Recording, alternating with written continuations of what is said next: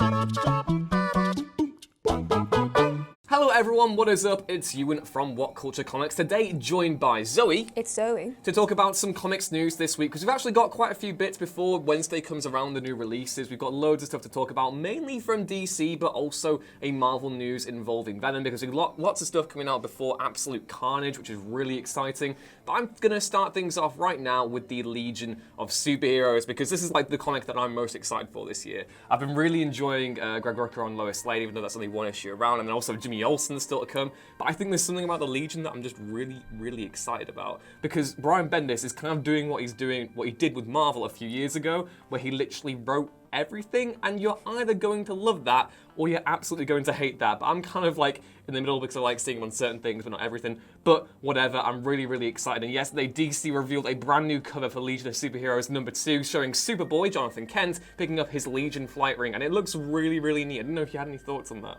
I mean, currently, like I've told you, I'm not super aware of Legion of Superheroes, but this might be the time, because like just seeing how hog wild half of it looks, I'm like, I can't not. Yeah. I can't just watch everyone else have fun and be like, oh, yeah, I'll just ignore the best comic that maybe of this year. Yeah, because he's doing. I really enjoy what he's doing on Action Comics. I've not really been keeping up with Superman, but I did like Action Comics. I did like what he's doing with Leviathan so far.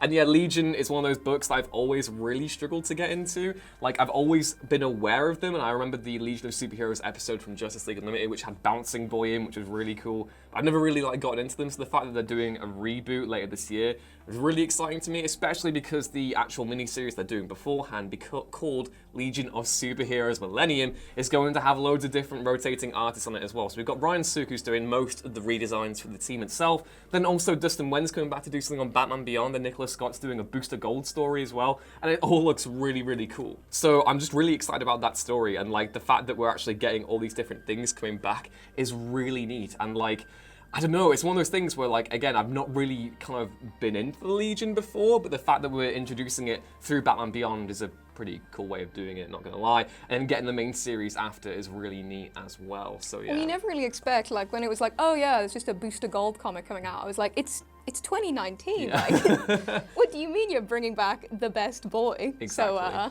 I'm ready for them to start going into... It's still evil.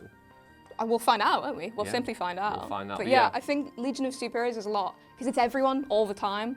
I think for a lot of people, like, it's one of the more difficult ones to get into. So if you're not a fan, it might be time to become a fan. It might be time for us to become fans. Exactly. So what have you got next? Right, well, I've got the Year of the Villain, which is probably the hypest DC event for me for this year, unless they, I don't know, permanently kill off Batman sometime in August.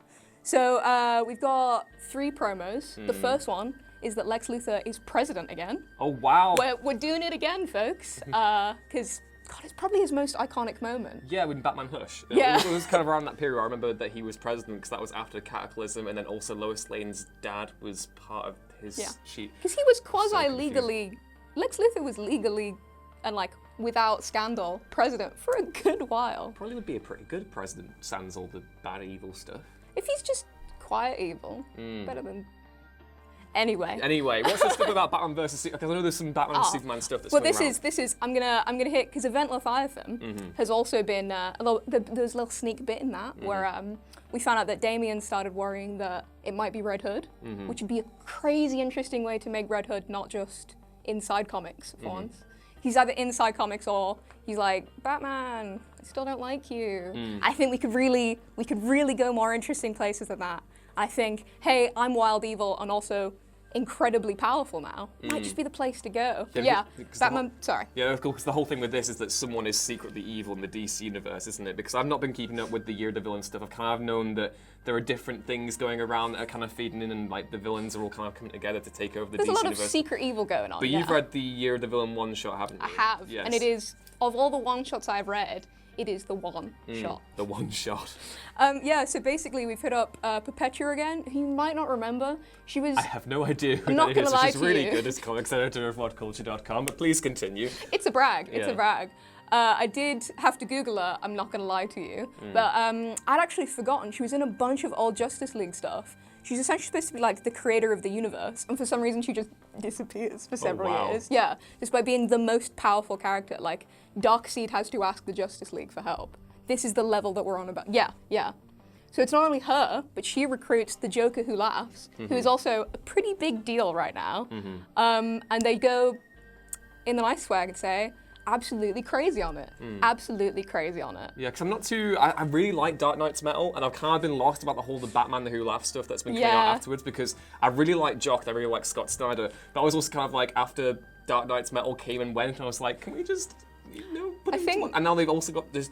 Is it the Shazam Who Laughs? I don't even know anymore. It's time. How many evil versions of these people can you make be Jokery in a weird way? So that's a good point, because we're about to hit weird Jokery forever. Because the Joker Who Laughs, essentially, we found out with the new Batman Superman reveal that he's managed to infect a series of superheroes on the low-key with the pheromones that turns them totally evil. Okay. And it's basically been revealed that A, they're uncurable.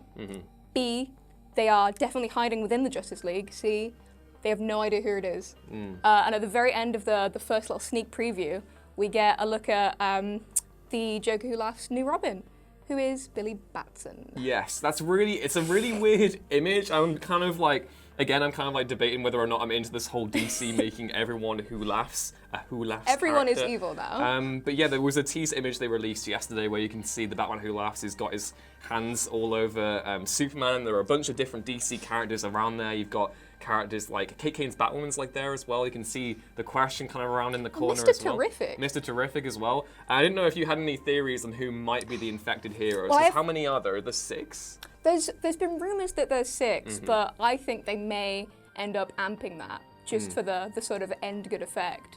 But yeah, so in the like first issue that we've seen so far, there's this one panel where it shows a bunch of the superheroes, but with like the X's over their face, like with clown makeup. And the one at the very front is Guy Gardner. Oh no, not Guy. And I've thought about I like Guy. Everyone else hates Guy, but I really like him. The Space Police, yeah. Well, I think it'd be really interesting, because we've seen him go evil a couple times, but I think we've always seen him cure himself, whereas the idea of a totally incurable evil Green Lantern, I'm so game. Yeah, it's one of those things, well, incurable. I'm really worried to see if maybe, I know DC don't tend to like, neither comic publisher really stays their decisions that they really commit to. But it might be time. But it would be interesting if they were to literally just go, this hero is now literally a villain and it's never gonna, like, that is it now, from now on. I don't think we've really had that. Hal Jordan was nearly that during the 90s as Parallax, but we've never really had anything. But he unparallaxed. He unparallaxed himself. So yeah, I'm really interested in that. And where it's gonna go. Do you have any final conclusions on who might definitely be one of the evil villains? I think one of the most interesting parts is, in the back, and I hadn't thought about it, is Damian Wayne. Oh, if they made Damian evil, I'd be very sad. Right, so they kill the Batman Who Laughs, they managed to. Damian turns evil. Heartbroken. Oh, you're breaking my heart before the things even come out. But anyway, we're going to move on to the next thing now, which is a Lost Detective comic story from about 12 years ago. I know a lot of you fans down in the comments below will be aware of Bill Sienkiewicz. He's a massive, massive comic artist. He completely revolutionized the medium in the 1980s with like beloved stints on Elektra and the New Mutants, and he actually had a detective comic story that he was working on in the mid-2000s with a guy called David Lapham, and he actually illustrated the first issue. And that issue has been lost for a long time because he wasn't able to complete the arc called The City of Crime, which is actually, City of Crime, going off on a complete tangent right now, is a really, really bad song from the Dragnet movie where Tom Hanks and Dan Aykroyd are like dancing in front of the camera and doing some Paula Abdul choreography. Just ruining a comic that's only just come out. Yeah, just go and look at that anyway. But yeah, so basically David Lapham was took to Twitter to actually show off Bill Sienkiewicz's pencils from Detective Comics number 801, and they look absolutely stunning. We'll put the link down in the description below so you can go check it out for yourself, of course. But yeah, again, it's just kind of a complete testament to the talent that guy has. Well, I think it's also, there's something to be said about finding undiscovered comics. I still have a real kicker for it. I think I remember, it was a couple of years ago, they found some old Superman sketches, and even the idea of just sketches, I was like, oh my god, like it's a secret world. So to be like, oh yeah, I did a whole comic. We like named it and stuff. Oh, here it is, by the way, guys. It's like, how did this last for so long with nobody? It's really funny because it's like we don't really see people do this. Steve Englehart, actually on his own website, I would encourage you to check out as well. He has all of his Batman run pretty much torrented on his own website, and it's well worth reading, and they're all released, obviously. But I like how creators are kind of sharing these stories from yesterday that maybe aren't as accessible as they once were, because we know that like publishers like DC and Marvel in particular are so temperamental when it comes to releasing their old trade paperbacks. I don't even know if Detective Comics number issues 801 to 807 are actually still collected. So that's like a pretty cool way of going back through that. But both Bill and David Lapham were exchanging words over on Twitter, and they actually want to do something again. So maybe in the future we can get a proper Bill Sienkiewicz Detective Comics story, which would be absolutely incredible. City of Crime reboot. Let's go. City of Crime reboot. Let's go. With Dan Aykroyd and Tom Hanks. They'll be involved Levels. somehow. But anyway, off on that tangent, what was the last story that you had? The last story is about Venom, who I thought had been sort of put on the boiler after War of the Realms. But I do remember, because at the end of War of the Realms, I always thought it was really suspicious. As he's walking away, just having become people again, he says, "Oh, I'm just going to prepare for carnage."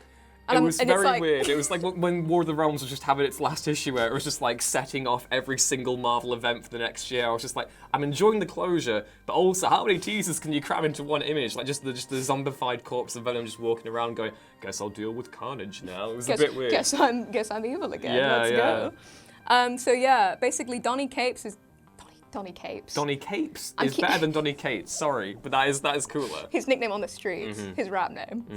Donny Cates has tweeted that the upcoming Venom event, which has been titled Absolute Carnage, just to emphasize the level of carnage. Well, he called it a big, important event, capitalized each one. So I truly believe that it will be a... And not like any of the other events Marvel ever do. Well, he didn't say that about War of the Realms, where No. Venom literally becomes like a weapon. Yeah. So to see what happens should be extra interesting. Especially, he didn't say it about Venom 16, which is the newest one. The next one should be coming out on the 10th. And in Venom 16, literally a series of other people are given Venom's powers, because he starts using that wild dreamstone that he got. So, I mean, if a bunch more people becoming Venom, possibly permanently, or at least for a long while, isn't a big deal, what is a big deal? Yeah. How serious is this gonna get? Because this tweet was something like, people who enjoy collecting pivotal moments for newer characters should read Get ready. the Venom tie-ins for Absolute Carnage. And initially I thought this was going to actually be a reference to crikey Miles Morales, who's got his own spin-off comic coming for Absolute Carnage, where he's going up against the symbiote. And I thought, oh, maybe this will be the story where Miles Morales gets his own kind of black costume saga, even though he already wears a black costume. I know how funny that sounds. But, you know, like a symbiote of his own, which would be really interesting. But he says it's the Venom tie-in comic specifically and not any of the other stuff. So I have no idea what that could possibly be, but... Stay tuned, question mark? Stay tuned, question mark, question mark? Well, Yeah. I think it may involve a sort of widespread Venom thing. Because Eddie seems quite clear that he's like, I don't, this isn't just for me. This is for everyone who needs it. So, like, the level of distribution, I'm not saying Venom could become, like, the new power, but if he's willing to hand it out, you tell me you wouldn't take a Venom? I would definitely take a Venom if I got a hit song composed by Eminem about knock knock letting the devil in, because And it was played at least 3 times in the office every yeah, day. every day, folks. Venom just all day, every day. But I want to know what you all think of this new comics news down in the comments below. Are you excited about the Legion of Superheroes, You're the Villain, that old Detective Comics story, or Absolute Carnage? As always, please be sure to like, share, and subscribe. And head back on over to whatculture.com/comics, where we have more stuff like this every day. As always, I have been Ewan. You can follow me on Twitter at EwanRunesThings, and I'll catch you next time. And this has been Zoe. And I've been Zoe, still. And you can catch me on Twitter at Zemascal, which is more decipherable. Yes, definitely. Zemascal. You can tell us in the comments if it's not. But anyway, that was our video, and we'll see you next time. Bye, guys. Bye.